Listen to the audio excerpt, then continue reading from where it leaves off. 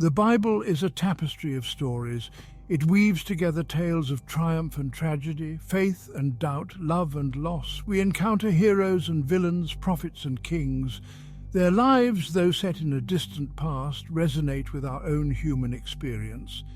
Yet within this grand narrative, there exist intriguing gaps. Shadowy figures who step briefly onto the stage, only to vanish again into the mists of time. These enigmatic characters, often mentioned in passing or shrouded in symbolism, beckon us to unravel their secrets. Who was Melchizedek, the mysterious king and priest who appeared before Abraham? What of the Witch of Endor, conjuring spirits for a desperate King Saul? And what are we to make of the sons of God who, according to Genesis, took wives from among the daughters of men? They are like whispers from the past, hinting at stories untold, inviting us to delve deeper into the mysteries of ancient times.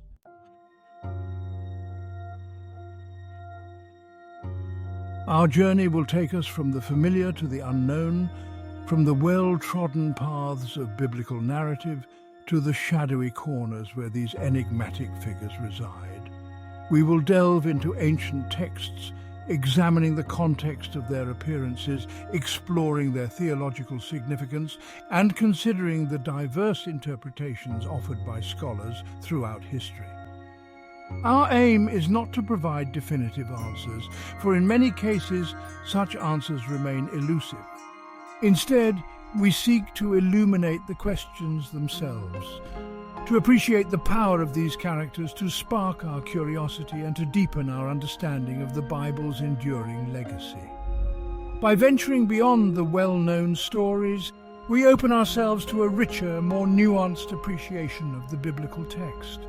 We encounter the humanity of its authors and the complexities of faith in a world often shrouded in mystery.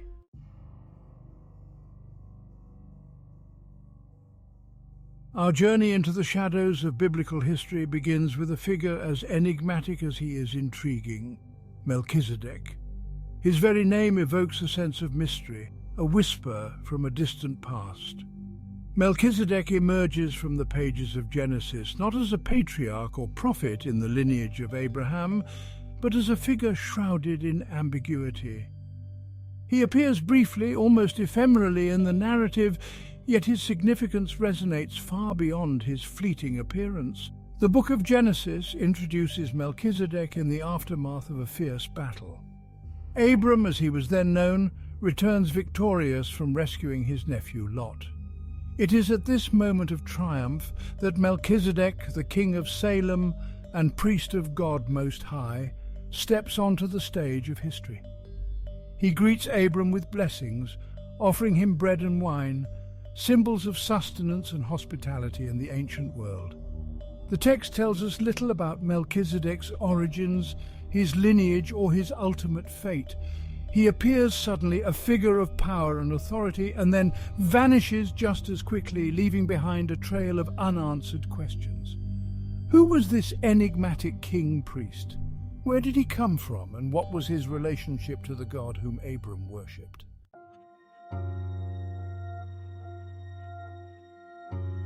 Melchizedek's title, King of Salem, adds another layer of intrigue to his story. Salem, often identified with the future site of Jerusalem, was a city of religious and political significance in ancient Canaan. As its king, Melchizedek would have held a position of considerable power and influence.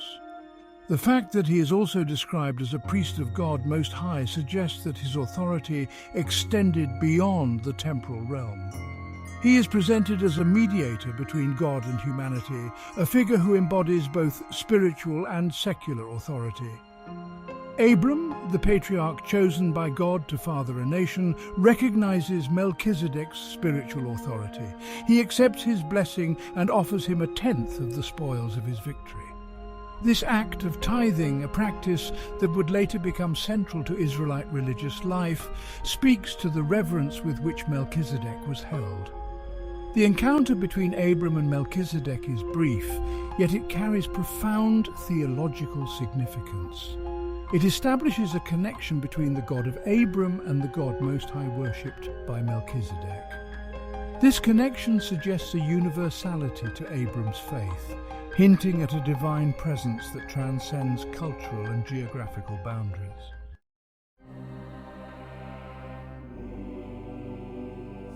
Melchizedek's offering to Abram bread and wine holds deep symbolic meaning. Bread represents sustenance and provision. Wine symbolizes joy and abundance. Melchizedek's gifts extend hospitality and recognize Abram's favor with God. Christians see Melchizedek as a prefigurement of Christ. Christ offers himself as the bread of life and the cup of salvation.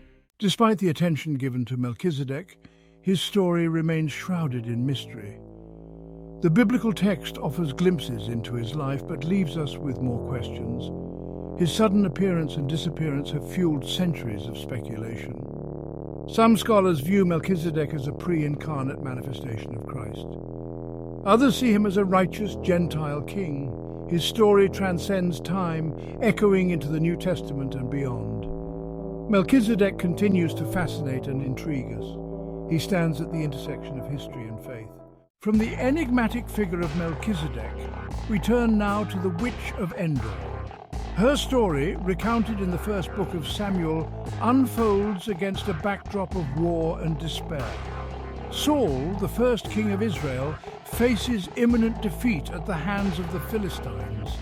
Gripped by fear, he turns to a practice strictly forbidden by his own laws. The Witch of Endor, synonymous with necromancy, represents a shadowy underworld. She dwells on the fringes, communing with the dead and offering glimpses beyond the grave.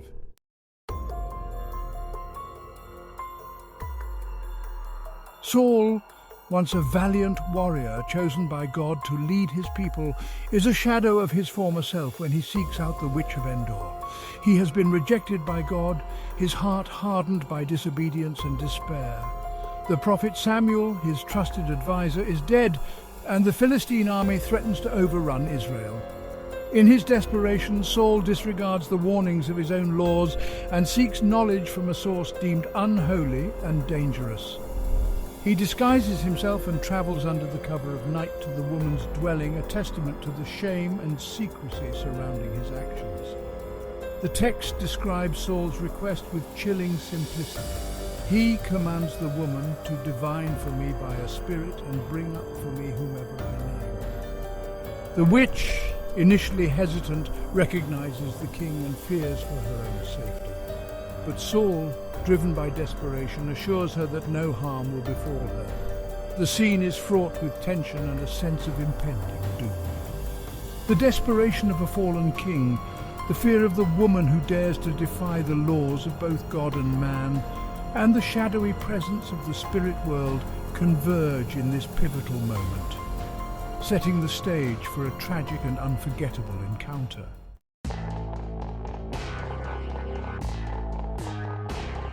The Witch of Endor agrees to Saul's request, and through her rituals, she summons the spirit of the prophet Samuel. What follows is a scene of both wonder and terror. Samuel, roused from his eternal rest, appears before the terrified king, his pronouncements echoing with judgment and despair. The text doesn't explicitly state how the Witch of Endor accomplishes this feat. Does she possess genuine power to communicate with the dead, or is it a clever illusion, a manipulation of Saul's fragile mental state? This ambiguity is central to the enduring fascination with the Witch of Endor. She exists in the liminal space between necromancy and prophecy, her actions defying easy categorization. Some scholars interpret the Witch of Endor's ability to summon Samuel as evidence of the reality of necromancy in the ancient world. They argue that the biblical authors, while condemning such practices, acknowledge their existence and power. Others suggest that the witch is a charlatan, exploiting Saul's desperation for her own gain. Still others propose that the spirit who appears is not Samuel at all, but a demonic entity, masquerading as the prophet, seeking to further manipulate and destroy the fallen king. This interpretation highlights the dangers of seeking knowledge from forbidden sources and reinforces the importance of placing trust in God alone.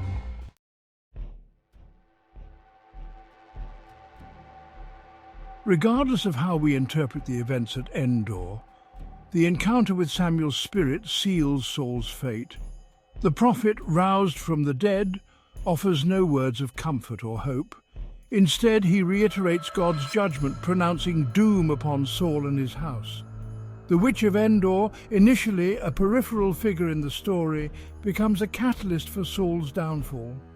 Her actions, whether born of genuine power or cunning deception, expose the depths of Saul's despair and set in motion the tragic events that lead to his death.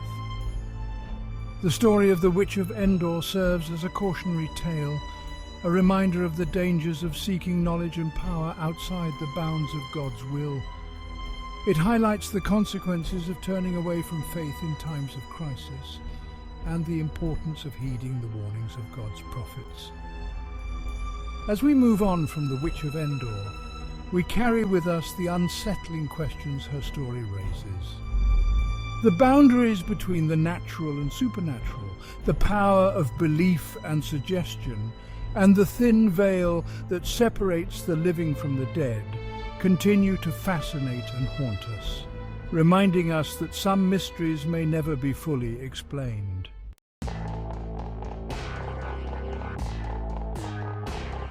Our exploration of enigmatic biblical figures leads us to primeval history, a time shrouded in myth and legend. Nestled within Genesis, we find a perplexing passage about the sons of God and the daughters of men.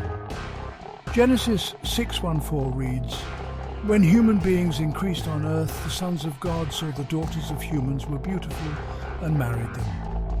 The Nephilim were on earth in those days, heroes of old, men of renown. Who are these sons of God? Divine beings, angels, or something else? Their intermingling with humanity seems to provoke divine judgment, the Great Flood.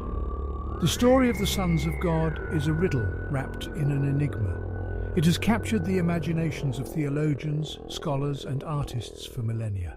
The identity of the sons of God is a central mystery. The Hebrew phrase Bene Ha-Elohim, literally sons of the gods, is used to refer to angelic beings or members of the divine council. Some believe this passage describes angels enticed by human women, fathering hybrid offspring.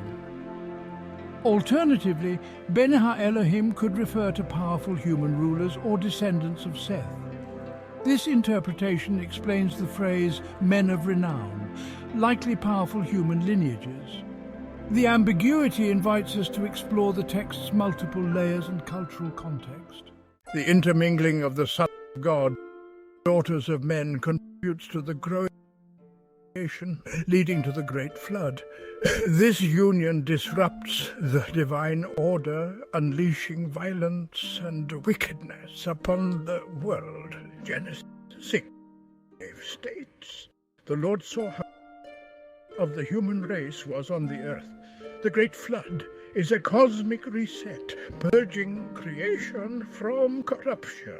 God decides to start anew with Noah, a righteous who finds favor in it.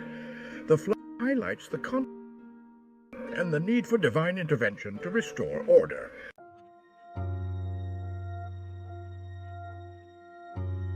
The story of the sons of God hints at rebellion and the transgression of boundaries.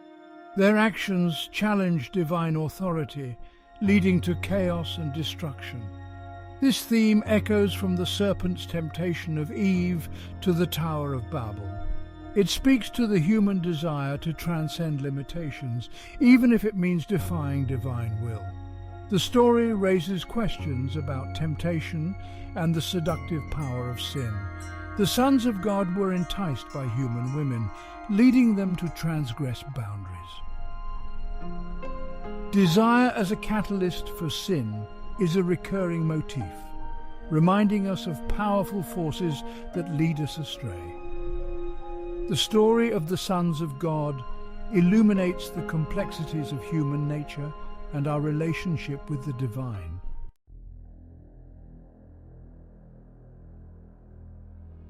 Emerging from biblical history's shadows, we grapple with Melchizedek, the Witch of Endor, and the sons of God, finding wonder and deeper faith. These figures challenge our understanding and embrace religious ambiguity. The Bible, filled with mysteries, speaks across millennia. It offers glimpses into an ancient yet relevant world. Shaped by its time, it reflects the beliefs and values of its authors. Exploring lesser-known characters invites us to consider multiple perspectives and theories. This enriches faith, moving beyond simplistic interpretations. These enigmatic figures spark curiosity and challenge assumptions. They invite us to engage with the text, embracing humility and open-minded inquiry.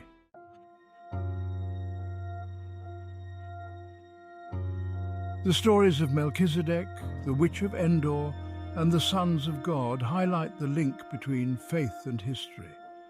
These figures, though shrouded in myth, are rooted in the historical and cultural milieu of the ancient Near East.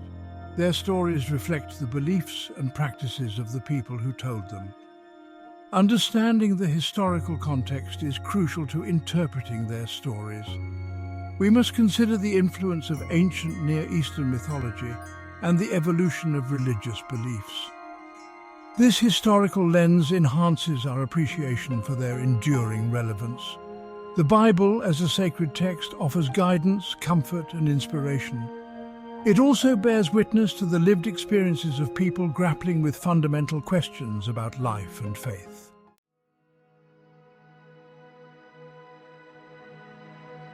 The enigmatic figures reside in the shadows of biblical narrative.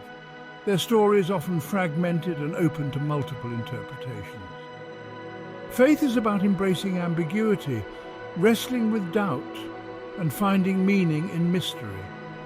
The Bible grapples with difficult questions and uncomfortable truths.